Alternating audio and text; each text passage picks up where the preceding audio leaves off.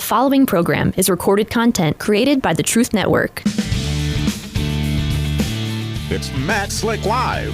Matt is the founder and president of the Christian Apologetics Research Ministry, found online at CARM.org.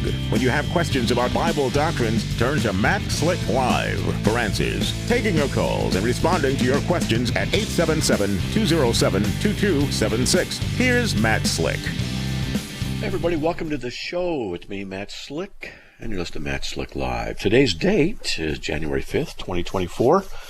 And hope you can enjoy the show today as we try and answer questions and stuff like that.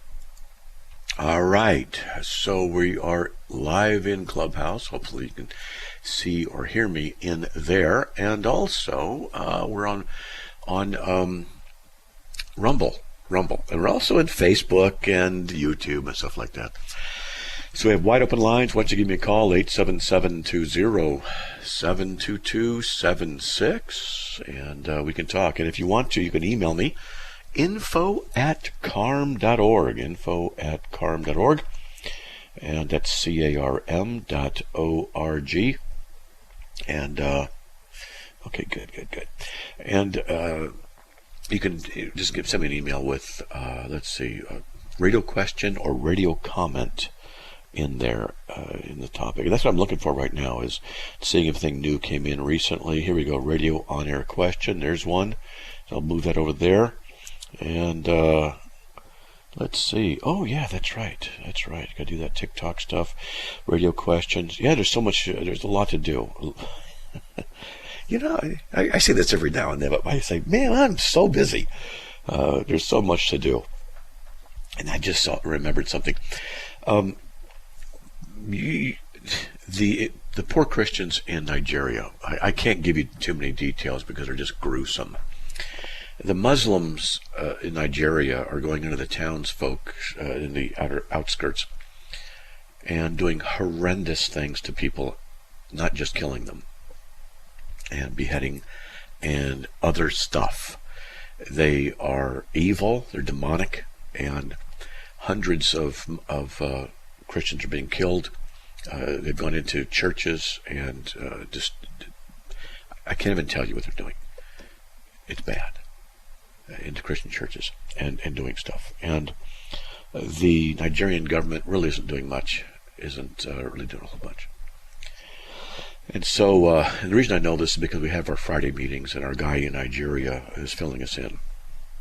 There are a few places that will talk about this stuff, but I just want to let you guys know that you can pray, so that you can pray for the people in Nigeria and the Christians. Now, the question is, do we have the right of physical self-defense as Christians, or do we just let people kill us? Just so you know, we have the right of physical self-defense. And Jesus says in Luke 22:36, he says, "Go, do you have a sword?" He goes, "No, we have 2 cloaks." Okay. And he says, "Go buy one." He says, "Whoever has a money belt is to take it along. Likewise, also a bag. Whoever has no sword is to sell his coat and buy one." So that's what he's saying, Luke 22:36. This is what Jesus said. Luke 22:36. Okay, whoever has no sword is to sell his coat and buy one. So the commentators basically deal with this by saying that it's talking about self-defense, and I agree. It's self-defense. Christians have the right of self-defense. You have the right to be able to defend yourself. You don't have the obligation to, but you do have the obligation to defend others. And let's see, physical force. I wrote an article about this, and it's a tough subject. But do Christians have the right of physical self-defense? I wrote this in August of 2021, and the answer is yes. It's permitted, but it's not obligatory. That's Exodus 22:2, Luke 11:21, and 22:36. We have the right and obligation to defend others. Psalm 82:4, rescue the weak and the needy, deliver them from the hand of the wicked. And Proverbs 24:11 says, rescue those who are being taken away to death. Hold back those who are stumbling to the slaughter. And I can give you a lot of other references for different topics, but we are not to take vengeance. We are to seek peace whenever possible. We can flee to avoid persecution, and we're to pray for our persecutors. We're to love our enemies. We're to be spiritual battle, must defend the true gospel, etc. But we are also to resist evildoers, whether small in number or large. Now, that's Psalm 82, 3-4. Give justice to the weak and the fatherless, maintain the right of the afflicted and destitute, rescue the weak and needy, deliver them from the hand of the wicked. In Isaiah 1:17, learn to do good, seek justice, correct oppression, bring justice to the fatherless, plead the widow's cause. And, believe it or not, we're to resist bad governments. And I can get into those scriptures too. So, pray that the Christians there would learn that they have the right to defend themselves. And that reminds me, there's a movie, Gerard Butler played in it, The Machine Gun Preacher. A true story, Machine Gun Preacher. Now, how far do we go? But there's a movie they made about this guy who is a bad guy. He got saved, became a pastor. He became too zealous, but he went over to Africa a lot, and Machine Gun Preacher. All right, you can check that movie out. I may watch it again just because I like to watch stuff like that to see what different people are doing around the world. But the thing is that the Christians are being slaughtered in Nigeria and other places in the world, and the media here is not mentioning a stinking thing about it. If it was Muslims being slaughtered, the media would jump in and call the Christians barbarians. But when it's Christians being slaughtered, no one cares. This is how it's been throughout history. So I'm just going to ask that you would remember to lift them up in prayer. And our guy who is there is going to be he's going to be publishing the article that I've written that we have the right of self-defense, and trying to get people to learn to defend themselves. If I was over there, I'd be organizing people to do that, just that, going around teaching them what to do. And I'm not a military guy, I don't know anything, but they have the right of self-defense. And these Muslim pigs, these filthy, vile, demonically possessed, ungodly, evil people, use Islam as a justification to kill. And they do this. It's just demonic. So pray for the persecutors as well, that they would be saved, convicted by the Lord Jesus Christ, because it's Him that they're persecuting. All right, let's just jump on the air with Dawn from Spokane. Hey, Dawn, welcome. You're on the air. Hey, thank you. Mm-hmm, okay, sure. So last night in your Bible study, I thought of a question for you today, and Okay. I think this is a good way to say it. How do rewards work in heaven? I don't know. And is that okay? I don't know. Do we get bigger shoes? Do you have our wings are faster? Do we get to be closer with the Lord? Yeah. We get our free galaxy to take care of. I just don't know. Well, I didn't. Okay. So I had some people tell me that we're going to be judges. Hold on a second. Yes, that's true. That we're going to be judges, and depending on what we do, will depend on which rank we're going to have in heaven. I'm like, where did you find that? Because I never read anything about a rank. I don't even know what that means. Like, do we have different levels of heaven? I don't. Okay, good. We good. have different then I'm rewards. Different rewards. And when someone says something like that, different rank in heaven, say, show that to me in the scriptures. Yeah, that's what I said. Okay. Good. And a lot of times what they'll do is they might go to something like Revelation 22:12. Behold, I'm coming quickly, and my reward is with me to render to every man according to what he's done. And then they'll say, see, there's the ranking. And you go, there's not anything about ranking there. This has different rewards. So, and they'll do that kind of a thing. So I don't know what it means. And the Bible doesn't tell us. So we can just, offer conjectures. I would like to be able to fly instantly anywhere in the universe and visit galaxies.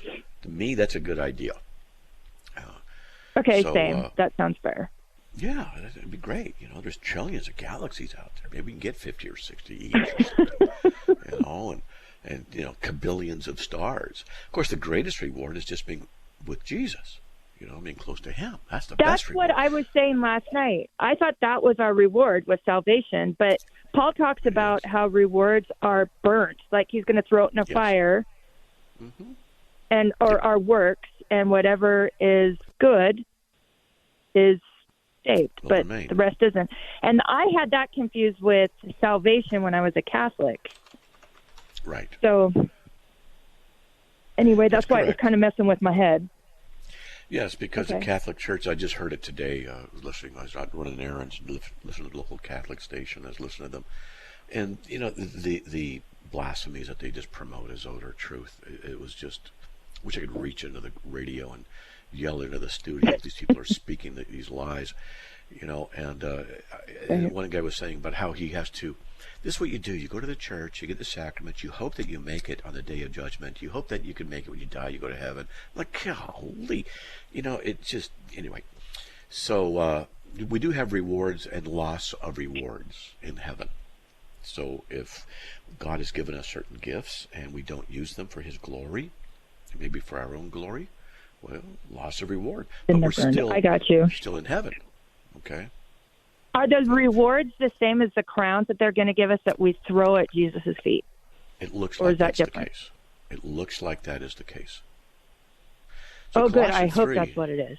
I hope so. Because... Yeah. Yeah. Because I don't want to be... I feel like double judged, you know? It's like, oh, crap. Yeah. Well, we... You talk like I do. So, yeah, you know, we're going to face God. It's going to be an embarrassing day, at least for me. I don't know about you guys, but I'm going to be really embarrassed. Oh no, I am terrified of it. I am terrified. Yeah, well, now that means we're going to heaven. That's guaranteed. But I don't want anybody to know my thoughts, my deeds. I don't want to. Yeah, that's the point. But on that day is going to suck. I'm sorry. I don't know if I can say that, but it's going to be horrible. And I'm going to be so embarrassed. And then that's right. All my friends will know, right? Now, everybody will know everything, correct? So you got me cracking up because you say the same stuff I say, the same way I say it. It's going to suck. It's just true. I know. It just freaks me out. I know. But I was I was trying to talk to my husband about it, and he's newer. He's a newer Christian. He's not a baby, but he's newer than I am. So when I asked him this, he's like, "Are you kidding me? Is this happening?" And I freaked him out. And I'm like, "Oh my gosh, I'll ask Matt. Geez, go away." So that's right. Yeah, I'm glad you don't know. We're going to go to heaven, and there's going to be rewards and loss of rewards in heaven, and I don't know what that entails. The Bible doesn't tell us. So that's it. Okay. Yay. Just don't know. Thanks, Matt. Wow. Wish I did. I'd give you an even slicker I know. I wish answer. you did too. I wish I knew. Okay. But I don't. Absolutely. Well, thank you. Okay. And you enjoy your day, and you can get to the other callers. Thank you so much. You too. God bless, Todd. All right. You too. All right. Well, good. She does. She talks the same way I do, with the same inflection and stuff like that. Crack me up. All right. Let's get to Dave from Kansas City. Dave, welcome. You're on the air. That girl was an absolute delight. Yeah, she was. Yeah, I was enjoying her. She was great. Yeah. Oh, hey, there's a break. Hold on.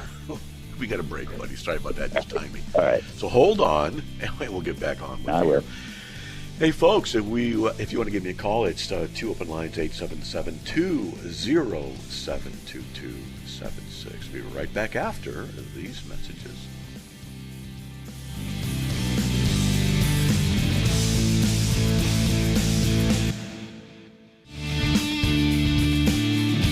It's Matt Slick Live, taking your calls at 877-207-2276. Here's Matt Slick. All right, and welcome back to the show. All right, we have 3 open lines now, 877-207-2276. Back on with Dave. Dave, welcome. You're on the air. Yeah, I had a debate with the Hebrew roots guys on the Trinity, and one of the friends of mine that was helping me with it, who agreed with the Trinity, got me into a little bit of a quandary with him.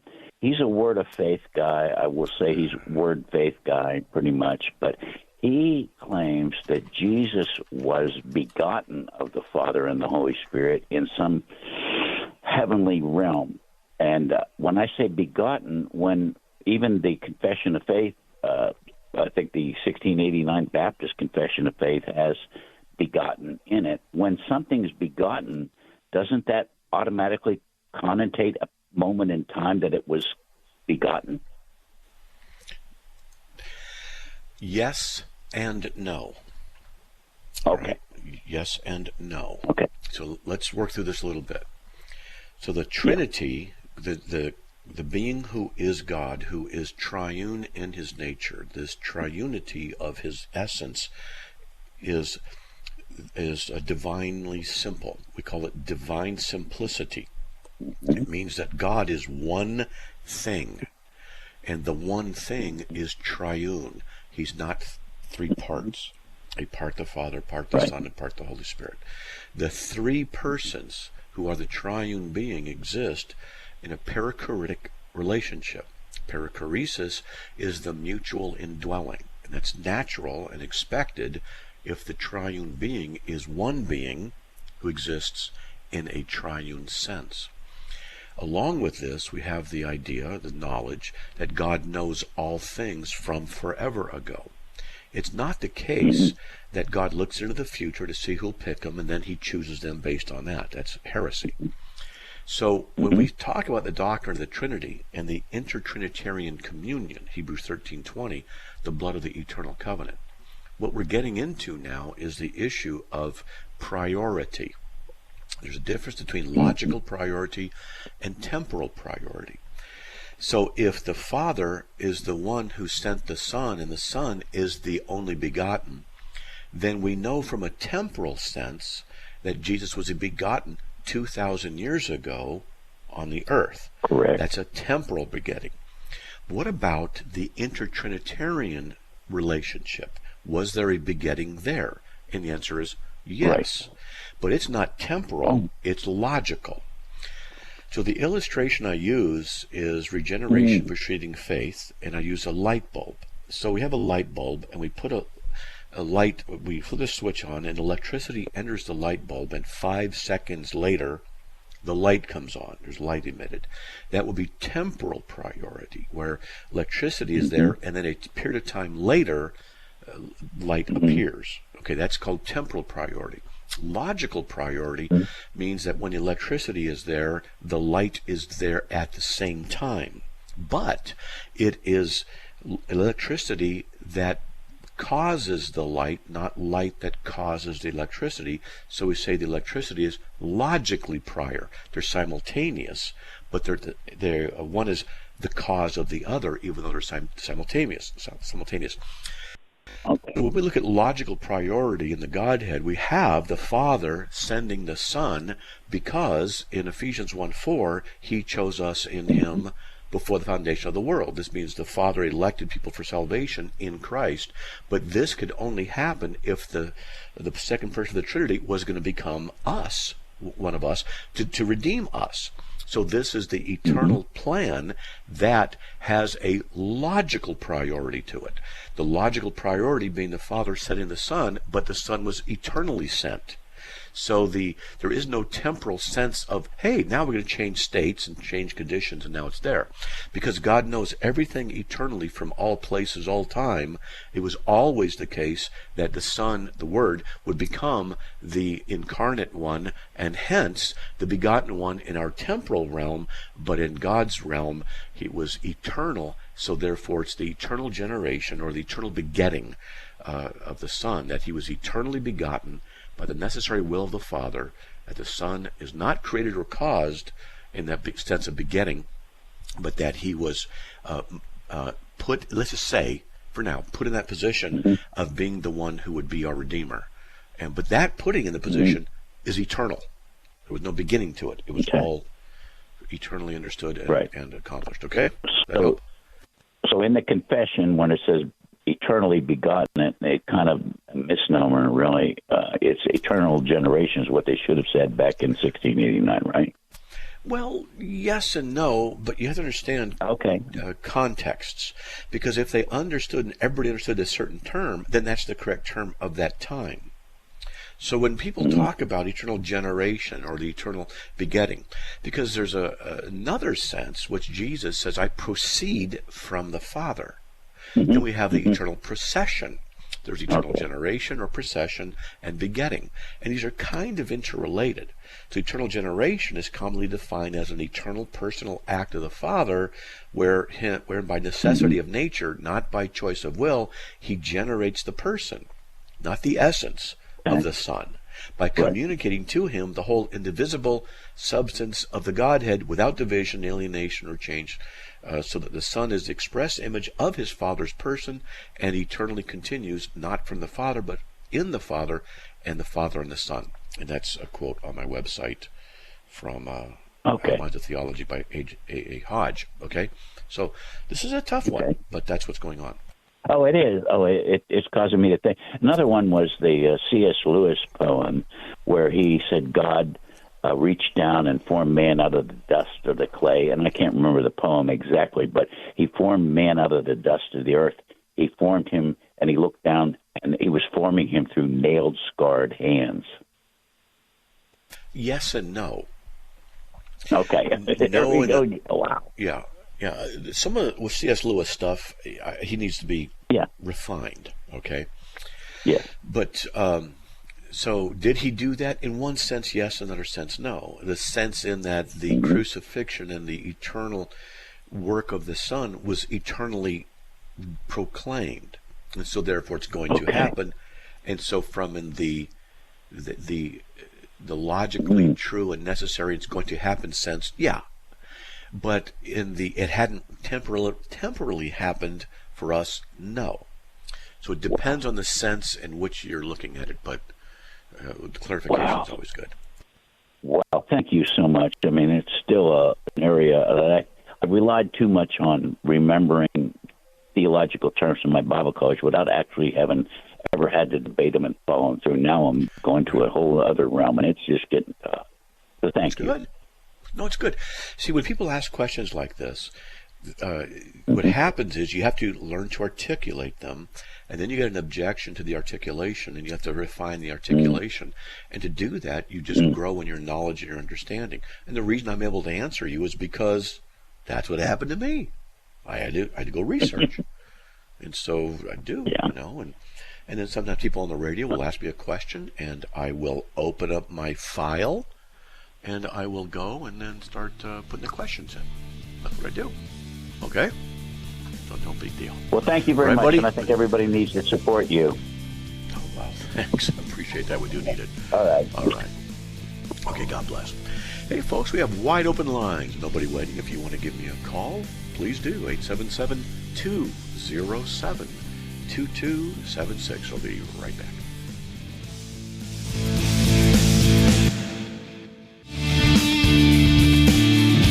It's Matt Slick Live, taking your calls at 877-207-2276. Here's Matt Slick. All right, everybody, welcome back to the show. All right, now, since we have nobody waiting, yay! On Fridays, I get to do hate mail and wacko mail. And so that's what I'm going to do right now, is get into some wacko mail. And for those of you who've not experienced the delight of wacko mail, let me just say that it's a pleasure to read what some people say.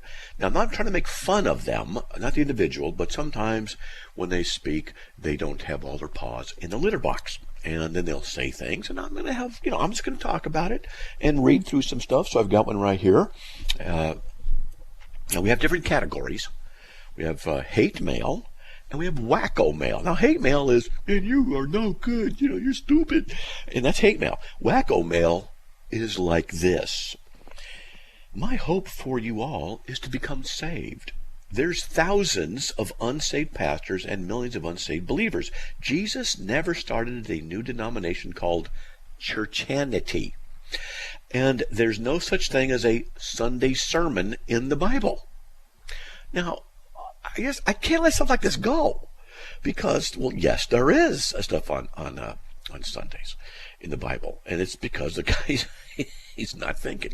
In Acts 20, verse 7, on the first day of the week, that's Sunday, When we were gathered together to break bread, Paul began talking to them, intending to depart the next day, and he prolonged his message until midnight. Now, this is Sunday evening when he was doing this. All right, on 1 Corinthians 16, 1 through 2. Now, concerning the collection for the saints, as I directed the churches of Galatia, so do you also on the first day of every week. Let each one of you put aside and save as ye may prosper, that no collections be made when I come. That's a tithing thing. Revelation 1, 10 through 11. I was in the Spirit on the Lord's day. That's Sunday.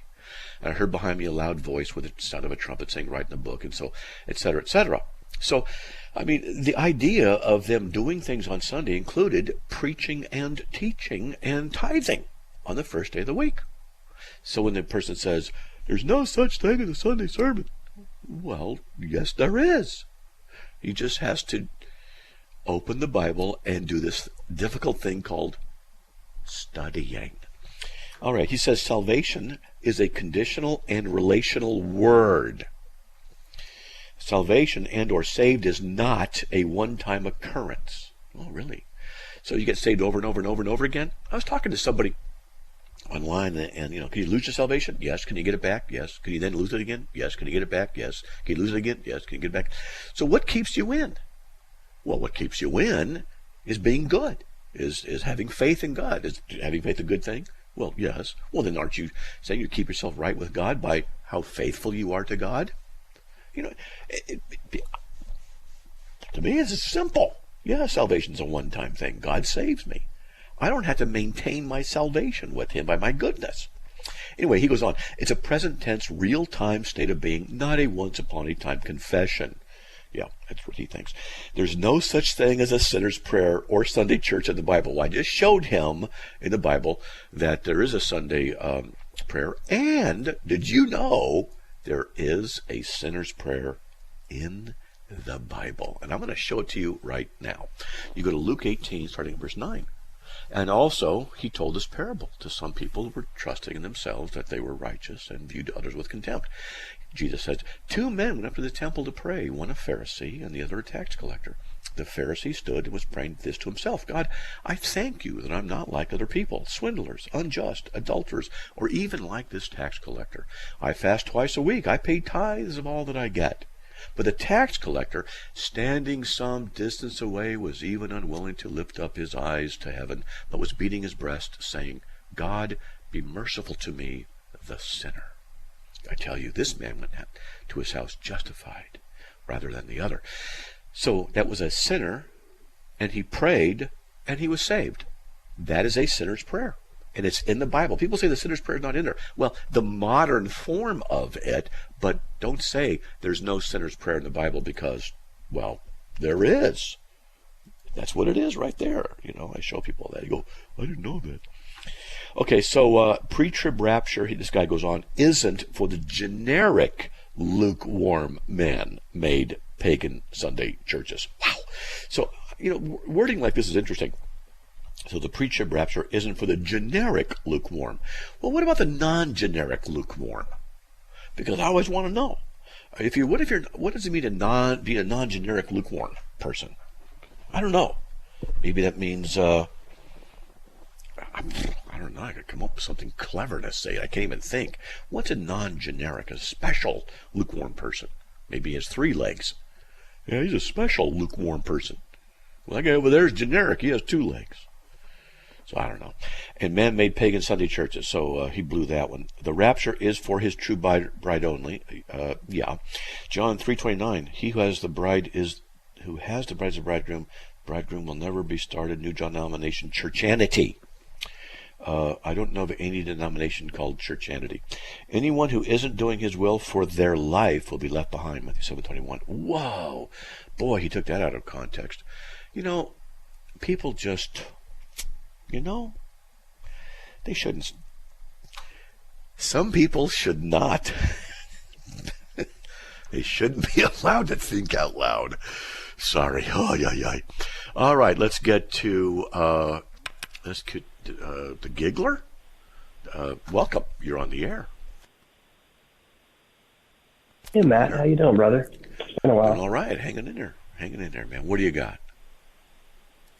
I wanted to talk to you about the problem of divine hiddenness, which I would say for me would be like if you were to ask me what's your biggest stumbling block in coming to Christianity, I would say problem of divine hiddenness. And can you define that? Because people have different definitions of that. What do you mean? Oh, sure. For me, it's that God appears to be hidden. Let me give you the atheist perspective on divine hiddenness. Supposedly, there's this guy, Jesus, who's all-powerful and is everywhere and wants to be my friend. But he's never, showed up for dinner. And I'm baffled by that. Okay. Who says he wants to be your friend? Where'd you get that? Oh, interesting. Okay. Mm-hmm. A lot of people just say stuff, and I know you and I have talked before on the net. And, hold on. I clear my throat. And I've said this in our chat rooms and things like this, that a lot of times Christians just don't know what they're saying, and they just assume certain things. Jesus wants to be your friend. Maybe not. Because Psalm 5:5 and Psalm 11:5 says, God hates all who do iniquity. Does he want to be your friend? Well, I don't know. Does he have a desire to save you personally? Because if he wants to, all he's got to do is show his glory to you. That's all he's got to do. But he hasn't. Maybe you're one of the ones that he's just going to just let go to hell. This is something you have to face. It might be the case. Right? Yeah? Are you there? Yeah, I suppose that is a possibility. Oh, it is. Biblically, it's a definite possibility. And you've heard me teach theology in these rooms, and I tell people stuff like this. And I go, this is what the Scripture says. Because the Bible tells us in Romans 9, for example, Romans 9:20, I'm going to read, it says, right, 21, 22, and 23, or does not the potter, that's God, have a right over the clay to make from the same lump one vessel for honorable use and another for common use? What if God, although willing to demonstrate his wrath and to make his power known, endured with much patience vessels of wrath prepared for destruction? And he did so to make known the riches of his glory upon vessels of mercy, which he prepared beforehand for glory. So I don't know which one you are. I don't either, Matt. And I guess based on that, my question for you would be, what can I do? And it sounds like you're saying nothing. I just have to wait and see. Well, there's a yes and a no to that. So what can you do? Well, it depends. Do you want to find out? If he's decided already, does it matter what I do? Yes. Are you suggesting I have some power over his decision based on my choices? No. Well, it seems like you are, though. No. But I know you. You see, we've talked before, and I know that what you'll do is you ask a question and you find a reason to, and I don't mean this in a mean way, but you find a reason to not receive it, to not believe it, to not accept it. You always do that. And understand, I'm not mad at you or anything like that. And I think you're articulate, intelligent, and polite. But this is what you do. Thank you. So all you're doing is doing what you want to do. So let me ask you, do you want to find the Lord Jesus? Really? Well, I would disagree that all I'm doing is what I want to do, but that's a different conversation. Well, that's another topic. Right. But do you want to find Jesus? Do you want to find the truth that? Well, you got a break coming. Yeah. Good for you. It's one of the reasons I like talking to you. We've had so many good conversations. You're a polite guy, and you're still welcome to my house. Get your steak and stuff like that. But hold on, we'll be right back. Okay. Hey, folks, we'll be right back after these messages, and we'll talk to Giggler, whom I've had many conversations with. He's an atheist. It'll be interesting.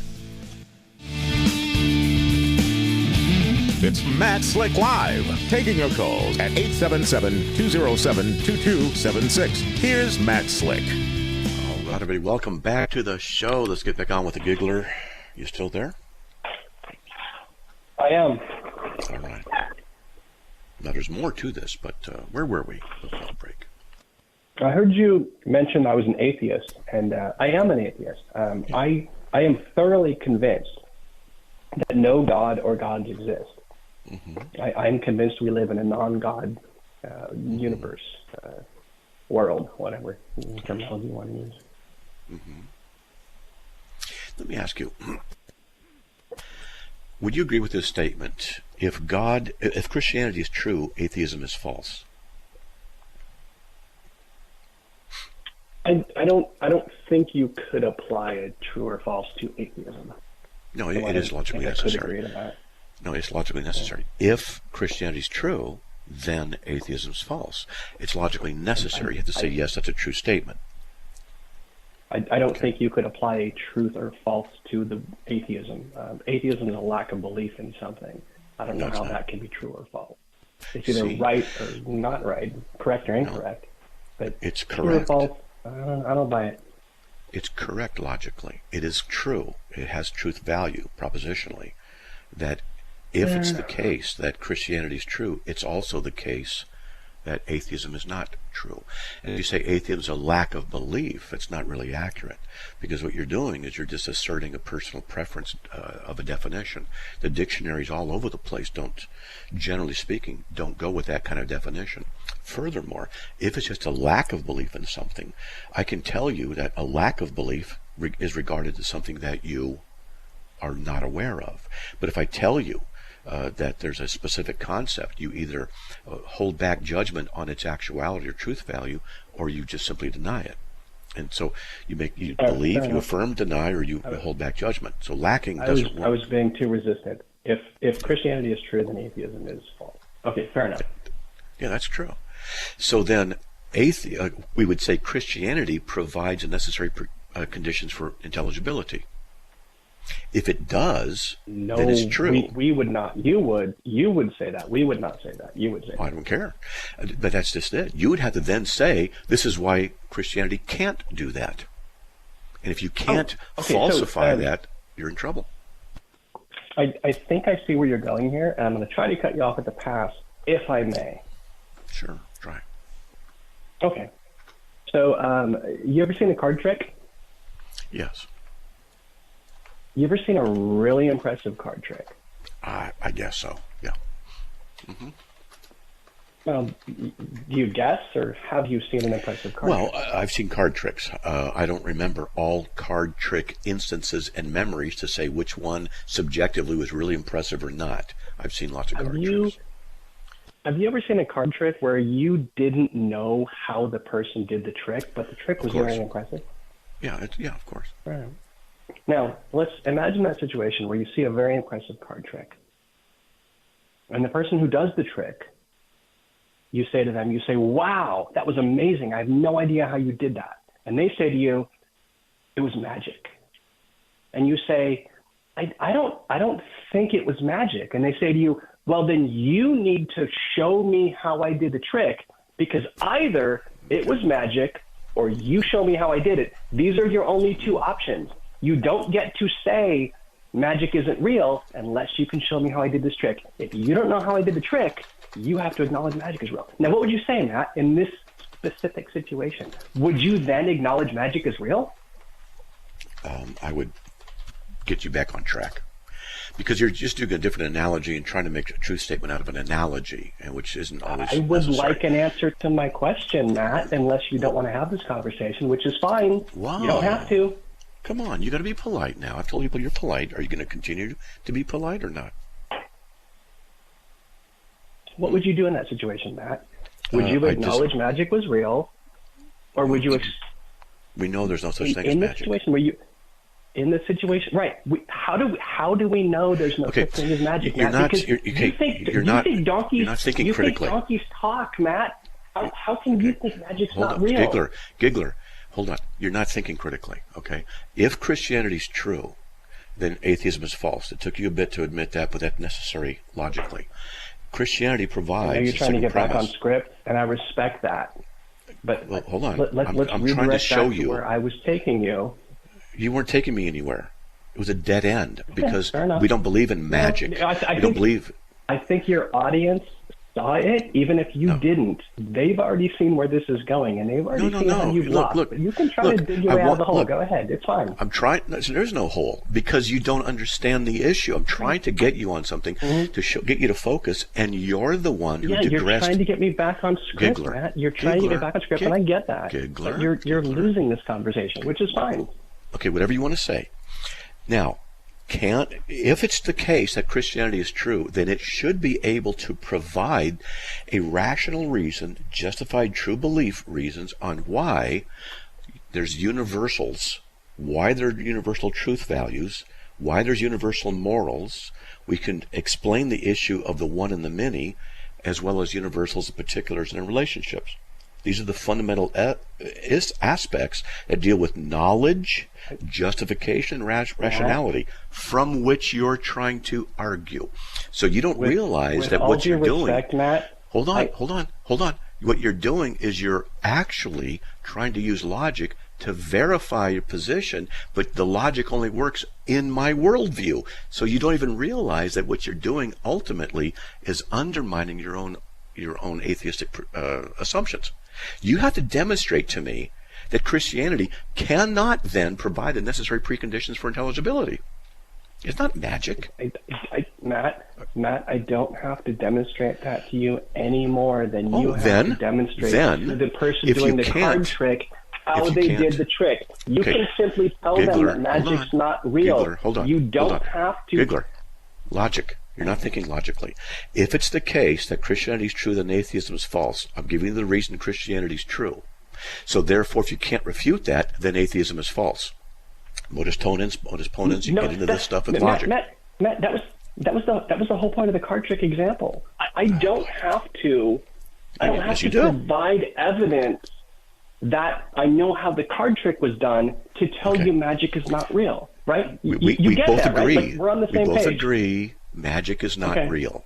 So we don't use magic in this. Atheists don't, Matt. You think magic is real. You think donkeys talk. You think people rise from the dead, Matt. You think magic is real. Deal with it. You're not being nice. Why are you being so bad? I am. You think magic is real, dude. Just why can't you just say you think stop. magic I'm gonna have is to real? stop you. I'm gonna have to stop you.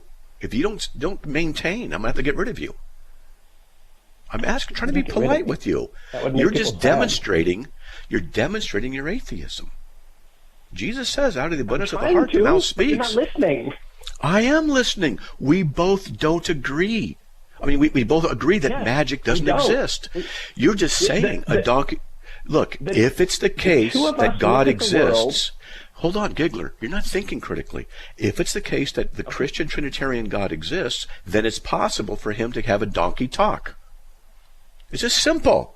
If it's the case, you've already admitted, if it's the case that Christianity is true, then atheism is false. The premise then has to be validated or invalidated. Are you able to invalidate the Christian premise? You have to falsify it. If it's the case the Christian God is true, it's possible for him to give Joseph Smith the golden plates. I totally agree with you, Matt. Yes, absolutely.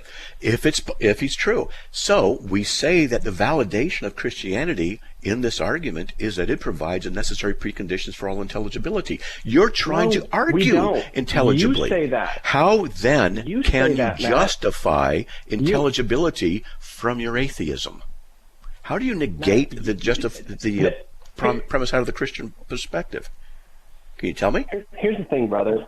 And I think this is why you and I are always going to wind up disagreeing and then possibly fighting. But we're approaching it from different angles. So you're approaching the situation from, hey, God is real and therefore blah, blah, blah. And I'm approaching it from, hey, Matt's telling me there's this deity and I don't see it and I'm a little skeptical. Like Matt's selling me a vacuum and I think he's talking it up. I'm not so convinced that it will do the stuff he says it will do.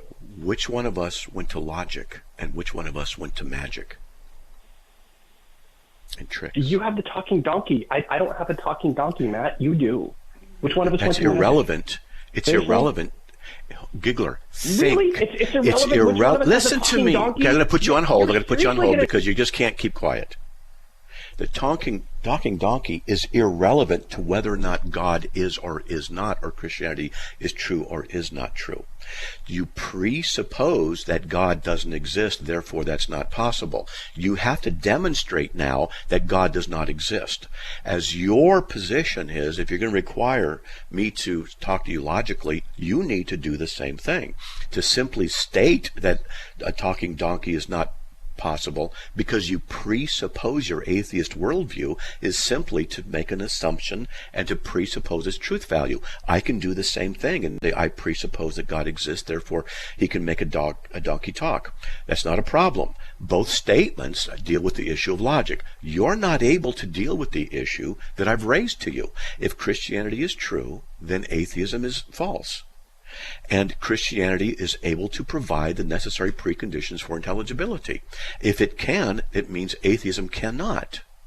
If you want to say that this premise I'm giving you, the second premise, is false, then you need to attack Christianity and or provide the conditions in atheism by which universal truth values can be obtained. And if you can't do it, then you're just out of the argument. You don't know what's going on. And to go back and say donkeys can't talk is simply to beg the question and assume your position to be true, which you have not validated. This is why you're wasting time by going back to that. We're going to have to talk about this on, in a chat room sometime, Giggler, okay? All right? I'm good. Because you're making logic errors. Your atheism is stopping you from thinking critically. You're making mistakes. We'll talk about it, okay? We got our callers waiting, okay, buddy? All right? Yep. Okay. Let's get to Tammy. She's been waiting a long time from the East Coast. Tammy, welcome. You're on the air. Are you there? Hello. Thanks for having me. I have a very succinct question. Sure. There's no script necessary, so please feel free to answer as you please, Matt. Sure. And thank you for all you do, by the way. CARM is a valuable tool for everyone who's looking for truth. Mm-hmm. So here's my question. Yes. We only have about 30 seconds. Sorry. Mm-hmm. Are you good? Yeah, go ahead. How does one best equip himself or herself from outside, aggressive influences in today's times with technology such as AI and ChatGPT powers that are growing exponentially? Because I see, just in my can't answer it right now. I tell you what, I'm sorry to interrupt you. I want to hear you, but we've only got 20 seconds before the music starts. I'd like you to call back on Monday, because that is an incredibly valuable question. And we need to talk about it. Oh, okay. Seriously. Well, now, then everyone has the weekend to think about it. Yes, they do. And I'm going to think about it, too, because it's a good one. So, see, there's the music. We're out of time. I want you to call back Monday, okay? And if you can, please do. We'll talk about it, all right? Because that's a good question. So God bless, Tammy. Thank you. All right. Sorry, we're out of time on that one. Now, that would have been good. Hope she calls back Monday. May the Lord bless you. Have a great weekend, everyone. And by His grace, we'll be back on the air on Monday. Talk to you later. Another program powered by the Truth Network.